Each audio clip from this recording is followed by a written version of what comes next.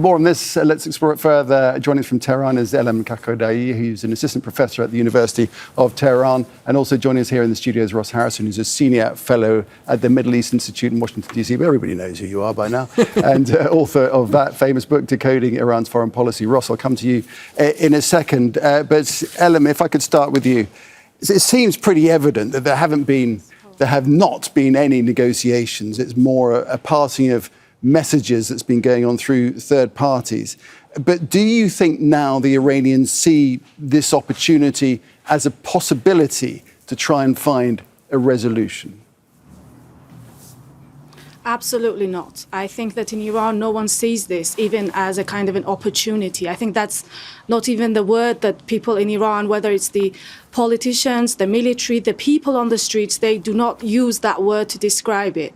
There's a completely negative kind of attitude to any form of speaking with the Americans, and that's very natural given the result that this had, two rounds of talking with the Americans during this administration, never mind the previous ones that we had these negotiations, and ultimately they didn't result in anything positive for the Iranians. So this time around, I think people have learned their lessons, and they know that talking with the Americans is not going to bring anything positive for us. So Elham, just to clarify there, you do not think any negotiations will take place? Well, they're talking about having talks in Pakistan, aren't they? At this stage, no, absolutely not. So, Ross, what's your reading of what Elham has just said and what Donald Trump was saying yesterday, and the cloud of mystery over what he was saying without any backing, it seems? Yeah, Nick, it's hard to know at this point. There have been talks about two figures that would meet together. That would be the head of the Majlis or the parliament, Speaker of the Parliament, Qalibaf, and J.D. Vance.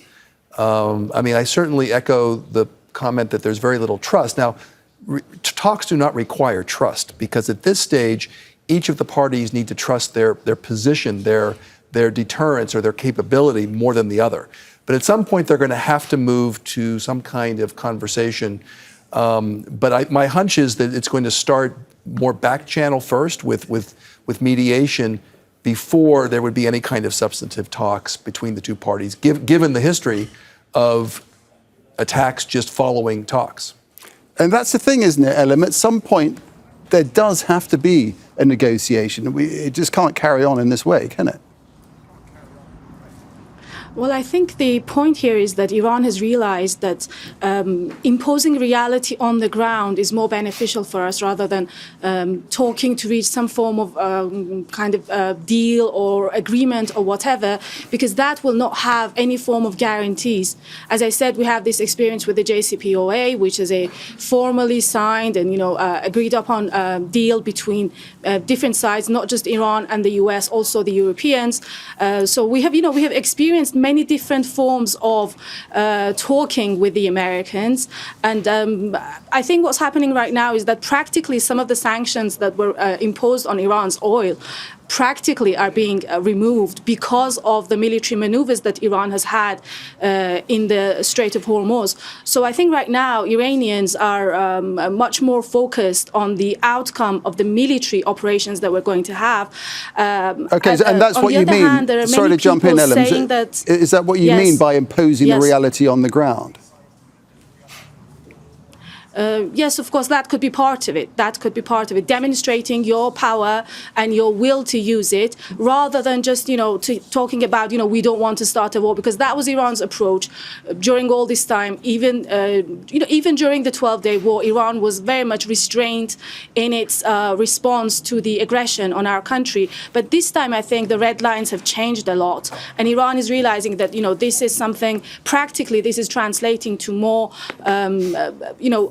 more guaranteed ways of ensuring our security. I just wanted to add this, that in Iran, many people are speculating that all this talk of negotiations itself might be a kind of an introduction for the Americans to somehow, start a kind of a ground invasion and, try to, confuse the Iranians and then start a kind of a let's put that to Ross. Invasion somehow. Let's put that to Ross, because we were talking about this yesterday, weren't we? That another option is the fact that Trump is just buying time, and all that time the troops get nearer and nearer. We've got, 2,500 coming from Japan, they're very close now. Right. Another group have left California, I think, and they're some weeks away, but nonetheless, they're coming. Yeah, I certainly wouldn't discount the possibility that this could be some kind of a ruse in preparation, buying some time for a ground peace here. It's not clear what kind of effect that ground invasion or ground game would create. But I do think one of the questions that I think the Iranians are probably have to struggle with is at what point have they made their point? If in fact, one of the things that I think has been said, I've been saying for a couple of weeks now, is that Iran has two basic objectives coming out of this war. One is the regime survives. That's the objective, number one. Number two, they've recreated deterrence.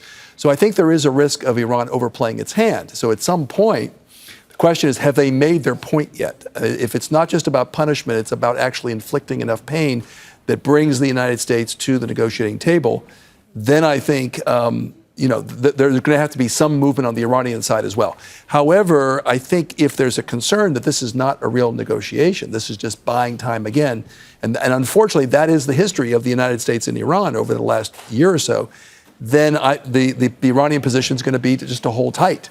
So I think if, in fact, there is some kind of clear picture towards the diplomatic track, the Iranians are going to have to decide at what point have they made their point, and do they at least realize they have to go down the escalation ladder rather than up. Okay, Ross. Well, let's put that to Elham. So at what point have the Iranians made their point?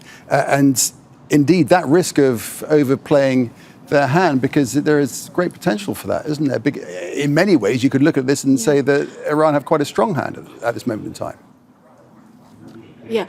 Well, we are not the ones who are, losing our stockpile of missile interceptors. So I think militarily, Iran still feels that it has the strength and it has the weaponry to keep the fight going on for a long time. On the other hand, I think that the idea that we have so many military bases in the region that they make attacking Iran, not just like in a situation like this when we have complete warfare, but also other situations when, the Israelis, the Americans, they just decide that they can come and assassinate certain people and then go back, and then there's going to be no repercussion.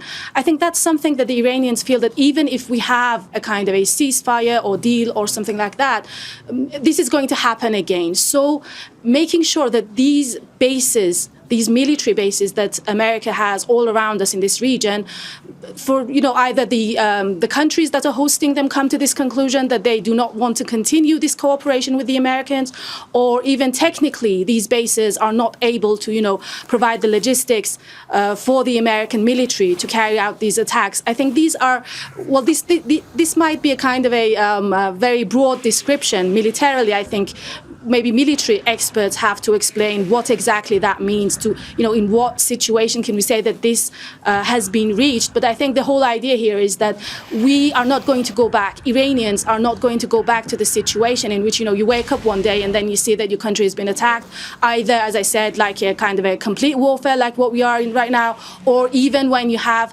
certain scientists or military officials or politicians assassinated in cold blood whilst you are not in a situation of war. So I think, and also we have the issue of the sanctions as well. That's also something that's very important to the Iranians. Okay, understood. We just need to move it on a little bit. So if Elham's point of view is reflected in that of the leadership, we're at a very dangerous juncture, aren't we?